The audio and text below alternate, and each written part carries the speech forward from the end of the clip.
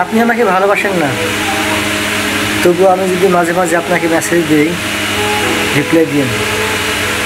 শেষবারের মতো মেয়েটা কেঁদে কেঁদে আমাকে এই অনুরোধটাই করেছিল। মাঝখানে কেটে গেছে 4 বছর। মেয়েটার সাথে আমার আর কথা হয় না, কোনো যোগাযোগ নেই। জানি না মেয়েটা কেমন আছে, কোথায় আছে, কিভাবে আছে। হুট করে সেদিন মেয়েটার কথা আমার স্মরণ হলো। আমি ফেসবুকে মেয়েটার নাম লিখে সার্চ দিলাম, খুঁজে পেলাম মেয়েটার ফেসবুক আইডি। মেয়েটার ফেসবুক আইডির বাড়িতে লেখা ছিল, এখানে বেঈমানদের প্রবেশ নিষিদ্ধ। তাই আর মেয়েটার ফেসবুকের টাইমলাইন নিয়ে যাওয়া হলো না। জানতে পারলাম না মেয়েটার বর্তমান অবস্থা কীরকম।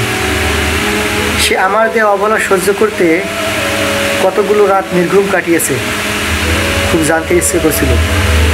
যদি সম্ভব হতো তাকে শুধু একটা প্রশ্ন করতাম, এই যে কেমন আছে।